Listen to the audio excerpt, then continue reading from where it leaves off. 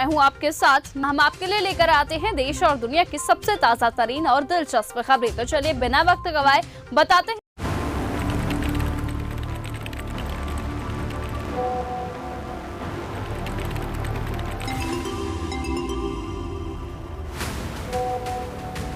आपके mobile phone पर भी हर रोज इसी तरह से फोटोग्राफ आते होंगे, लेकिन क्या आपको पता है कि एक फोटो को डाउनलोड करना आपके लिए कितना खतरनाक हो सकता है?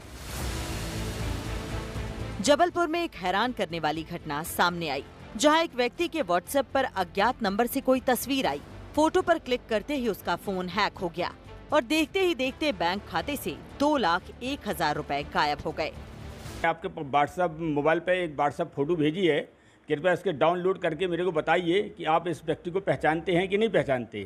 तो मैंने उस समय व्हाट्सएप नहीं खोला, करीब 1-8 घंटे बाद मैंने नेट चालू किया, व्हाट्सएप खोला। जैसे मैंने व्हाट्सएप खोलकर उसकी फ़ोटो डाउनलोड की तो तुरंत हमारा मोबाइल हैंग हो गया और पूरा मोबाइल का संचालन सामने वाले के हाथ में चला गया।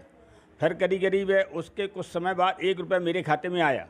ये खाते में 1 रुपये आने के बाद में फिर उसने मेरा पूरा मोबाइल जो बैंक के थ्रू मैसेज OTP सब जान के और वो बैंकिंग इंटरनेट बैंकिंग चालू कर ली। दरअसल जबलपुर के कोतवाली इलाके में रहने वाले प्रदीप जैन के पास 28 मार्च की सुबह लगभग 9 बजे एक फोन आता है।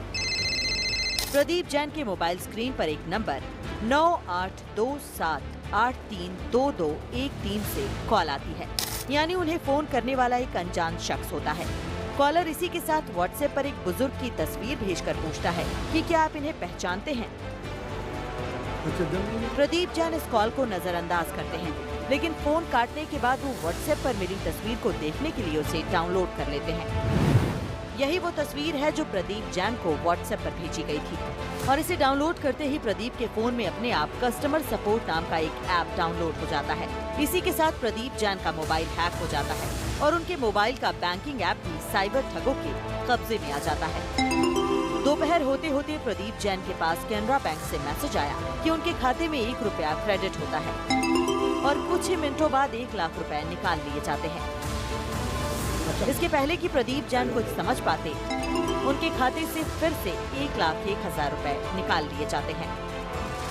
पहले OTP आता था, OTP से आदमी क्या है अब अवेयर हो गया, लिंक आने लगी, अब लिंक से भी अवेयर हो गया है, तो अब वो फ़ोटो में अपनी लिंक छुपा के भेज रहा है, स्टेनोग्राफी कहते हैं जिसको। इसके माध्यम से वो एप्लीकेशन डाउनलोड करवा रहा है और एप्लीकेशन डाउनलोड होने के बाद उसका सारा एक्सेस जो है, OTPs हो गए, वो सारे के सारे उस नंबर पे जो उन्होंने लिंक में छुपा के रखे हैं उस नंबर पे ट्रांसफ़र हो रहे हैं, जिससे नेट बैंकिंग क्योंकि ऑनलाइन नेट बैंकिंग शुरू हो जाती है आजकल, आप घर में बैठे बैठे नेट बैंकिंग शुरू कर सकते हैं, जिससे वो वहाँ से एक्सेस करके बैंक अकाउंट खाली कर रहा है। तो ये तो अब नया तरीका ही कहेंगे, क्योंकि ये तो सिर्फ जो एक्सपर्ट थे उन्हीं को पता था। ये अब फ्रॉडस्टर को ही पता हो गया, तो इसका नाजायज़ फ़ायदा उठा रहा है। तो अब तो ये भी बोलना पड़ेगा कि अब किसी भी फ़ोटो को डाउनलोड ना करें। अनजान व्यक्ति के द्वारा भेजी गई किसी भी फ़ोटो को व्हाट्सएप को डाउनलोड ना करें। आपका बैंक अकाउंट हैक होने की पूरे चांसेस हैं।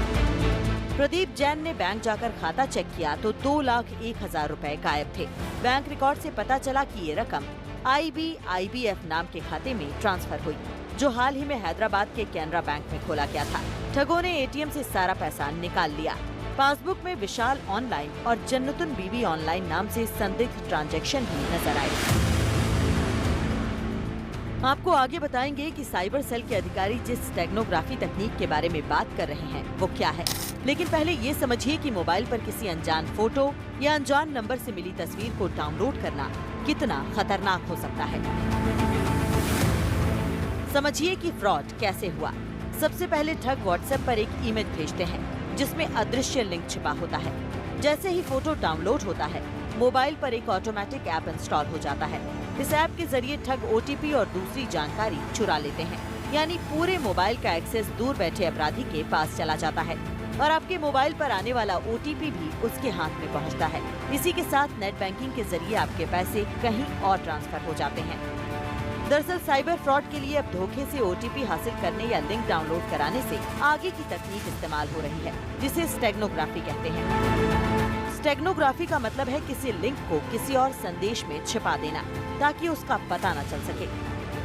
लिंक को छिपाने के लिए फोटो की जगह कोई टेक्स्ट या वीडियो या ऑडियो का भी इस्तेमाल किया जा सकता है। इसलिए मोबाइल पर कोई फोटो, वीडियो या ऑडियो आए तो सोच समझकर डाउनलोड करें। नोन नंबर से अगर कोई चीज़ आती है, मैसेज है, फ़ोटो है, वीडियोस है, तो पहली चीज़ तो हमें उसको डाउनलोड नहीं करना चाहिए यदि वो अननोन नंबर है तो। दूसरा, अगर हम उसको देख रहे हैं तो उसको देखें कि वो उसकी जो साइज़ है, जो जैसे फ़ोटो है तो उसकी साइज़ अधिकतम 1 MB या KB में होगी, बहुत ज़्यादा उसकी साइज़ नहीं होती है। लेकिन अगर उसके साथ में कोई फ़ाइल है, अटैच है, जिसके थ्रू आपके मोबाइल को या आपके टेक्स्ट को हैक किया जा सकता है, तो उसका साइज़ जनरली बड़ा होगा। तो ये देख के भी हम समझ सकते हैं कि वो इसमें जो है गड़बड़ी है या हम इसको डाउनलोड नहीं करना चाहिए।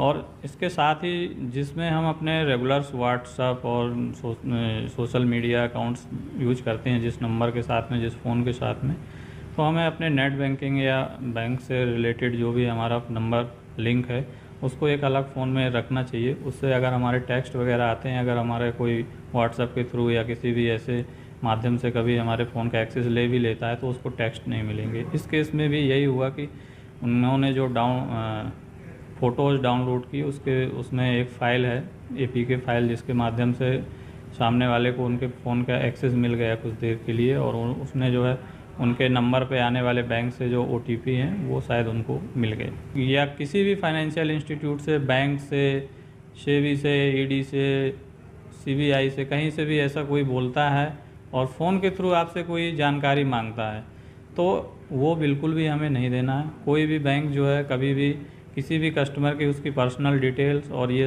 OTP, उसका नाम या उसकी व्यक्तिगत जानकारी, ऐसी कोई भी चीज़ें कोई भी बैंक फ़ोन के थ्रू नहीं मांगता है। इसी प्रकार से अन्य जो संस्थाएं हैं जो एक्सेस करती हैं, कोई भी संस्था आपसे फ़ोन के माध्यम से या व्हाट्सएप के माध्यम से कभी कोई जानकारी नहीं मांगती है, ना उसमें देने चाहिए।